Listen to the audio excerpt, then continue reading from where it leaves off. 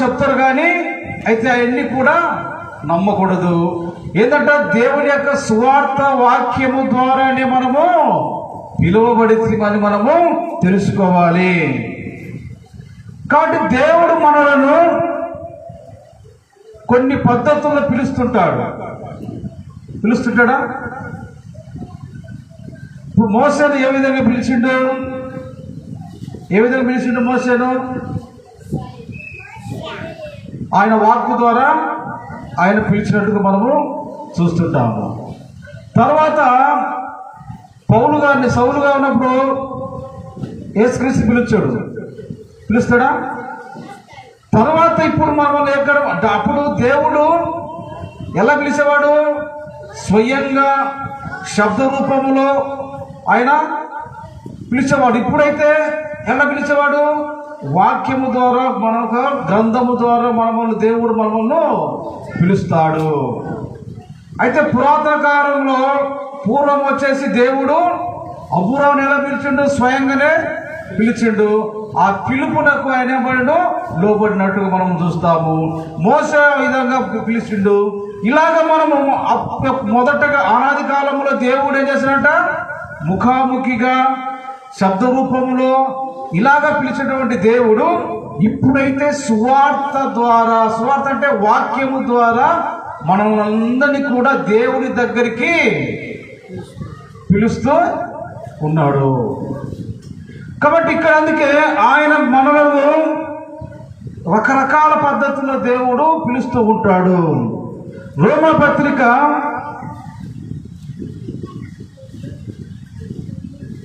8వ అధ్యాయము 28వ చూసినట్టయితే, దేవుని ప్రేమించు వారికి అనగా ఆయన సంకల్పం చొప్పున పిలువబడిన వారికి మేలు కలుగుటకై సమస్తమును సమకూడి జరిగించుచున్నవని ఎరుగుదుము. ఎలా పిలుచుకున్నాడు? ఆయన సంకల్పం చెప్పున. సంకల్పం అంటే ఏంటిది? సంకల్పం అంటే ఈ భూమి మీద దేవుడి యొక్క సంకల్పం ఉంది. ఏ సంకల్పం అంట? ప్రతి ఒక్కరు కూడా మారు మనసు పొంది దేవునికి ఏం చేయాలి? దేవునికి విధేయులై దేవుని దగ్గరికి రావాలని, దేవుని తట్టు తిరగాలని దేవుని యొక్క అనాది సంకల్పము ఆయన ఏర్పరచుకున్నాడు. ఆ సంకల్పముకు మనం అందరినీ కూడా ఇచ్చినట్ట, అందరినీ కూడా మనల్ని పిలుచుచున్నాడంట వాక్యము ద్వారా. కాబట్టి దేవుని యొక్క సంకల్పం ఉంది. ఆ సంకల్పం నెరవేరాలంటే మనం అన్నిలుగా ఉన్నట్టు అందరినీ కూడా మనము ఆయన దగ్గరికి పిలుచుకుంటున్నాడని మనము తెలుసుకోవాలి. తర్వాత మనము తిమోతికి రాసిన రెండో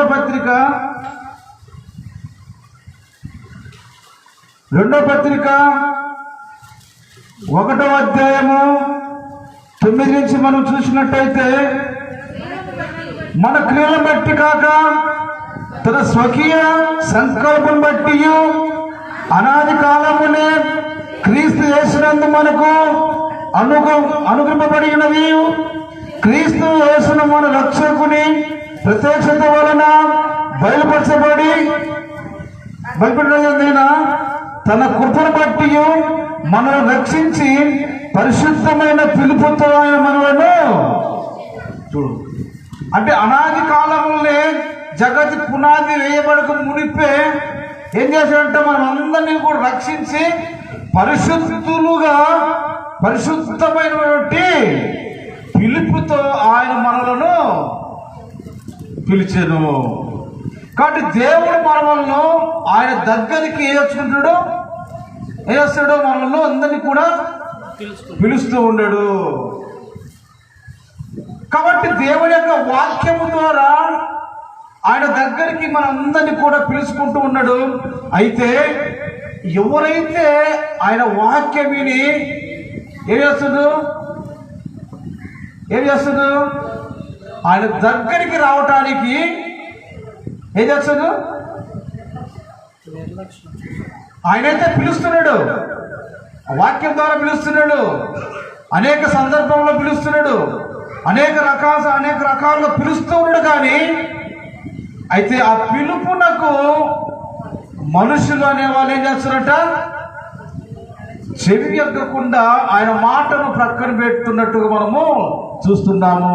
అయితే అనాది కాలంలోనే క్రీస్తునందు మనమందరినీ పరిశుద్ధమైనటువంటి పిలుపుతో మనల్ని పిలిచెను. ఆ క్రీస్తు యేసు మరణము నిరార్థకం చేసి జీవనము అక్షతలను స్వార్థ వలన వెలుగులోనికి తెచ్చను. కాబట్టి యేసుక్రీస్తు ద్వారా మనమందరినీ కూడా దేవుడు మనందరినీ కూడా ఆయన పిలుచుకుంటూ ఉన్నాడు. ఎవరైతే ఆ పిలుపునకు చెవి ఎగ్గిండో వాళ్ళందరూ కూడా దేవుని తోటి తిరుగుతున్నారు. ఆ పిలుపునకు వినకుండా వాళ్ళందరూ కూడా ఎలా అయిపోతున్నారు? భ్రష్టులై భక్తిహీనులైపోతున్నట్టుగా మనము చూస్తున్నాము. తర్వాత మనము కొరింథీయులకు మొదటి పత్రిక